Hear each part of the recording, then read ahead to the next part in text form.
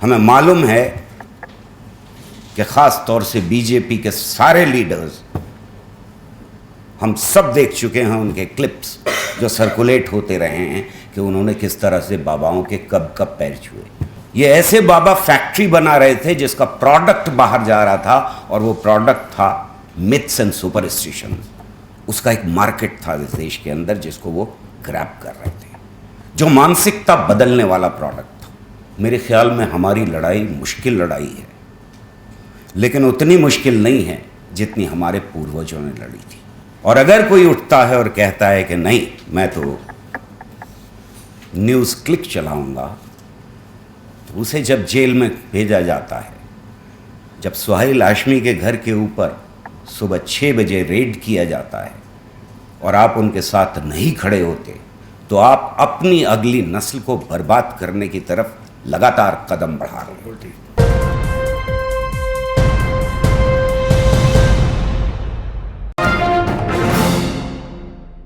दोस्तों, 2014 के बाद का भारत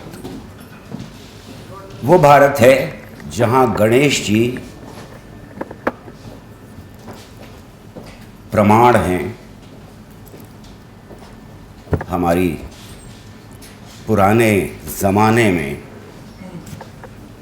टेक्नोलॉजी का। ये वो भारत है जहां A+B² याद नहीं है प्राइम मिनिस्टर को। ये वो भारत है जहां एक जज उठ करके ये कहता है अपने फैसले में कि मोर प्रजनन आंसुओं से करता है।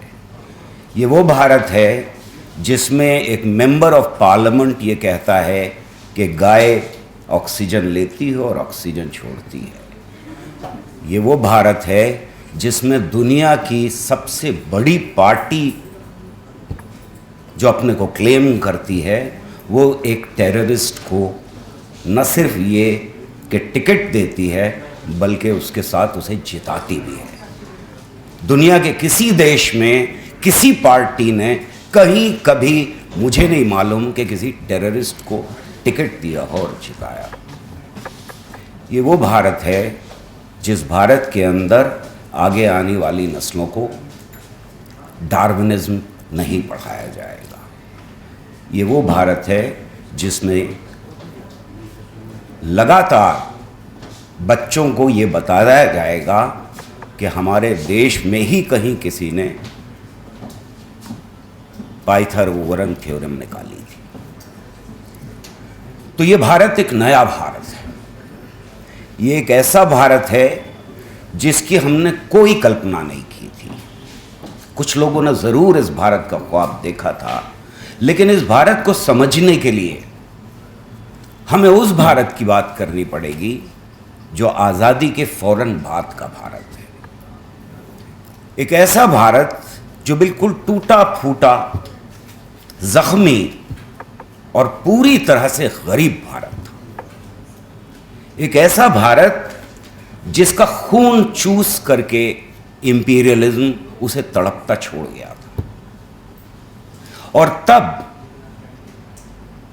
लीडरशिप कह रही थी कि हम साइंटिफिक टेम्पर के आधार के ऊपर, साइंस और टेक्नोलॉजी के आधार के ऊपर नए भारत का निर्माण करेंगे।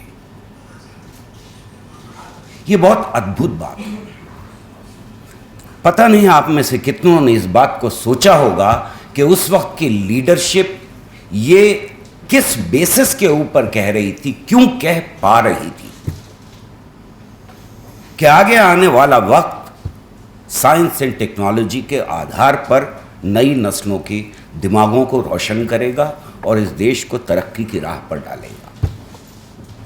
दोस्तों, ये इसलिए कह पा रहे थे, वो कहीं आसमान से नहीं टपके थे। नेहरू हों, गांधी हों, पटेल हों, मौलाना आज़ाद हों, आप कोई नाम ले लीजिए, वो आसमान से टपके हुए लोग नहीं थे। और वो साइंटिस्ट भी नहीं थे, वो वैज्ञानिक हरगिज नहीं थे, वो पॉलिटिशियन थे और थ्रू एंड थ्रू पॉलिटिशियन थे।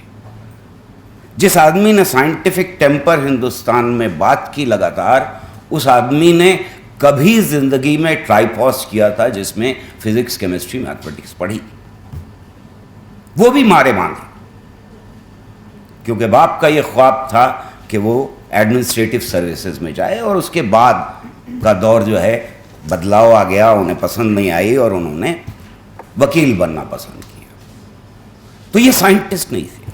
गांधी को कोई साइंटिस्ट नहीं कह सकता, पटेल को कोई साइंटिस्ट नहीं कह सकता, मौलाना आज़ाद को कोई साइंटिस्ट नहीं कह सकता। अगर ये बातें सिर्फ साइंटिफिक कम्युनिटी कर रही होती तो समझ में आता भाई कि साइंटिस्ट साइंस की बात कर रहे हैं, ठीक है, यहाँ गौहर रज़ा आ गए, साइंस की बात कर रहे हैं, मैं अलका जी से ये एक्सपेक्ट नहीं करता कि वो साइंस की बात कर रही हैं। तो ये लोग कैसे साइंस की बात कर रहे हैं? ये अद्भुत चीज़ है। उस किताब में जो नेहरू लिखते हैं वो हिस्ट्री की किताब है, और वहाँ 10 पेजेस वो डिवोट करते हैं साइंस एंड टेक्नोलॉजी और साइंटिफिक टेम्पर। क्या था ऐसा? अगर कुछ था तो ये था कि फ्रीडम मूवमेंट के दौरान बेहतरीन दिमागों के साथ ये परवरिश पा रहे थे। गांधी की, नेहरू की, पटेल की, आज़ाद की और जितने भी नाम हैं, वो परवरिश उनकी हो रही थी हिंदुस्तान के ही नहीं बल्कि दुनिया के बेहतरीन दिमागों में। और इसलिए एक through and through politician scientific temper पे बात कर सकता था, ये फ्रेज क्वाइन कर सकता था, देश के सामने एक विजन रख सकता था कि आगे आने वाला देश साइंस एंड टेक्नोलॉजी के आधार के ऊपर बढ़ेगा। और इस देश में एक कंसेंसस क्रिएट किया गया था कि हम अगली नस्लों को साइंटिफिकली टेम्पर्ड बनाएंगे। और क्या था ये साइंटिफिक टेम्पर? ये साइंटिफिक टेम्पर था, scientific temper is temper of a free man. ये अंडरस्टैंडिंग थी। और ये अंडरस्टैंडिंग क्या कह रही थी? आप आज़ाद नहीं हो सकते अगर आप साइंटिफिकली टेम्पर्ड नहीं है तो, और अगर आपको साइंटिफिकली टेम्पर्ड होना है तो आज़ाद होना पड़ेगा। एक और जगह नेहरू कह रहे हैं कि साइंटिफिक टेम्पर वो चीज़ है जो आपको नए डेटा की बेसिस के ऊपर पुरानी सारी मान्यताओं को झटक देने की हिम्मत देता है, हर एक को परखने की हिम्मत देता है। ऐसा नहीं है कि ये नेहरू पहली बार कह रहे थे, इसके ऊपर डिस्कशन हो चुके थे, लेकिन इतनी खूबसूरती से अवाम के सामने रख रहे थे और कह रहे थे कि साइंटिफिक टेम्पर का मतलब ये है कि जो कंक्लूजन्स हम लैब के अंदर निकालते हैं, जो तरीके हम लैब के अंदर इस्तेमाल करते हैं, उनको जिंदगी में इस्तेमाल करना बियॉन्ड 4 वॉल्स ऑफ लेबोरेटरी जब इस्तेमाल किया जाता है तो उसे साइंटिफिक टेम्पर कहा जाता है। सोचिए एक बार फिर कि वो वक्त था जब 30% से कम लोग अपनी दस्तखत कर पाते थे इस मुल्क में, और एक आदमी लगातार अपनी पब्लिक मीटिंग्स में बार बार scientific temper, science and technology की बात कर रहा था। 80 का दौर, वो पुरानी लीडरशिप खत्म हो चुकी है। यहां से शुरू होता है बाबाओं का दौर। जो लोग मेरी उम्र के हैं वो इस दौर को बहुत अच्छी तरह से जानते हैं। दिल्ली में लगातार सिर्फ जगरते नहीं हो रहे थे, जवाबी जगरते भी हो रहे थे। टेलीविजन के ऊपर रामायण का सीरियल धूप के साथ देखा जाता था। यह बदलाव का एक दौर था।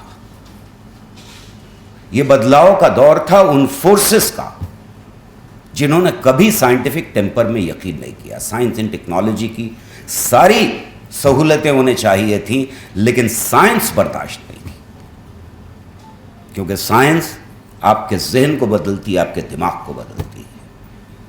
और तब वो लोग पैदा हो रहे थे इस देश के अंदर जिनको आज हम बाबाओं के नाम से जानते हैं। ये बाबा छुटपुट थे उस वक्त। आज इनमें से 10 बड़े बाबा ऐसे हैं जिनका टर्नओवर ईयरली किसी भी साइंटिफिक इंस्टीट्यूशन से ज्यादा है। वो इंडिपेंडेंटली चांद के ऊपर जाने के लिए जो बजट है हमारा, वो लॉन्च कर सकते हैं।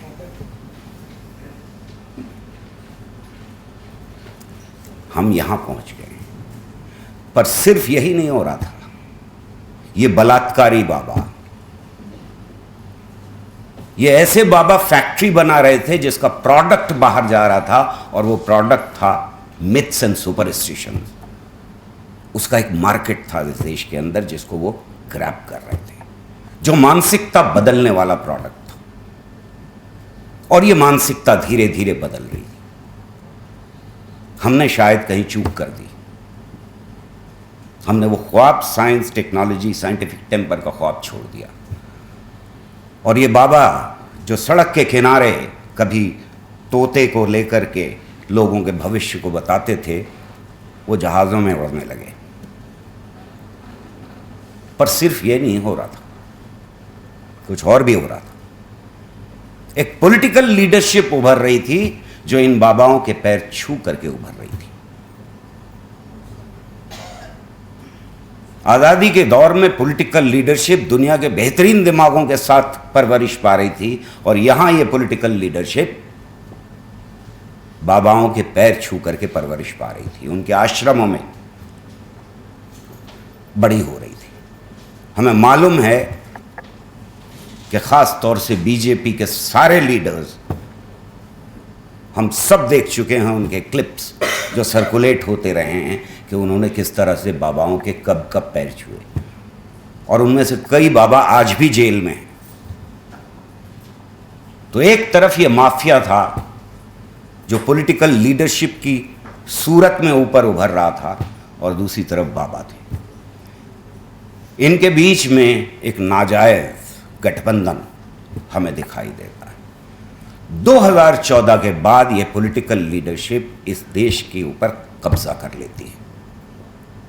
क्या एक्सपेक्ट करते हैं आप इस पॉलिटिकल लीडरशिप से? ये नेहरू की तरह किताब लिखेंगे, ये गांधी की तरह से अपने मेमोइर्स लिखेंगे? ये तो पढ़ भी नहीं सकते उस किताब, क्योंकि इनकी पैदाइश तो बाबाओं के आश्रमों में हुई है, उन जाहिलों के बीच में हुई हैं जो सबसे ज्यादा इस समाज के घिनौने तबके से निकल करके आए। और इसी बीच, जिसका जिक्र बहुत विस्तार से किया तुमने, इस नेक्सस में जुड़ने वाला क्रोनी कैपिटल भी था। आज इस देश के अंदर ये नेक्सस मौजूद है, बाबाओं के पॉलिटिकल लीडरशिप के और क्रोनी कैपिटल के बीच में। मेरे ख्याल में हमारी लड़ाई मुश्किल लड़ाई है, लेकिन उतनी मुश्किल नहीं है जितनी हमारे पूर्वजों ने लड़ी थी अंग्रेज़ों के खिलाफ, जिनका सूरज नहीं डूबा करता था। मुझे पूरी तरह से यकीन है कि नई नस्लें इस लड़ाई को न सिर्फ लड़ेंगी बल्कि जीतेंगी भी। एक बात मैं यहाँ प्रेस क्लब में हूँ और कहना चाहता हूँ, और वो ये है कि जब फैशिज्म आता है तो हम एक पुर्जा बन जाते हैं, एक इंडिविजुअल शहरी एक पुर्जा बन जाता है जो हमें सामने होता हुआ दिखाई दे रहा है। और वो पुर्जा इस तरह से बन जाता है कि जब आप किसी चैनल को ज्वाइन करते हैं और फिर किसी गौहर रदा के घर आते हैं, आपका इंटरव्यू चाहिए, और जब वो गौहर रदा आपसे पूछते हैं कि इतना जहर क्यों फैला रही है तुम्हारी चैनल, तो आप कहते हैं कि मैं तो क्या कर सकता हूँ, मैं तो इंडिविजुअल हूँ साहब, मैं तो नौकरी कर रहा हूँ। तो आप जब नौकरी कर रहे होते हैं तो अपने ख़ानदान के लिए, अपने बच्चों के भविष्य के लिए कर रहे होते हैं, पर आप उस चैनल पे अपने बच्चों का भविष्य बर्बाद करने का काम कर रहे होते हैं।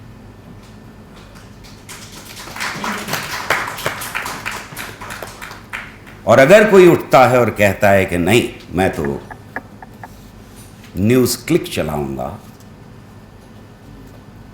तो उसे जब जेल में भेजा जाता है, जब सुहेल हाशमी के घर के ऊपर सुबह 6 बजे रेड किया जाता है और आप उनके साथ नहीं खड़े होते, तो आप अपनी अगली नस्ल को बर्बाद करने की तरफ लगातार कदम बढ़ा रहे होते। हमने इमरजेंसी का दौर देखा है। उस वक्त उम्मीद थी लड़ेंगे और जीतेंगे थे। आज बहुत सारे वैसे लोग जो उस वक्त खड़े होने को तैयार थे, उन जैसे लोग मुझे कॉम्प्रोमाइज करते हुए भी दिखाई दे रहे हैं। लेकिन मेरा इस उम्र में हौसला बढ़ जाता है जब मैं जंतर मंतर पे नई नस्ल को देखता हूं कि उनकी आंखों में वही चमक है जो हमने इमरजेंसी के दौरान देखी थी। तब मैं समझता हूं कि देश का भविष्य सुरक्षित है। जब प्रेस क्लब भर जाता है उसी दिन 4 बजे, तो मुझे लगता है कि देश का भविष्य सुरक्षित है। बहुत शुक्रिया।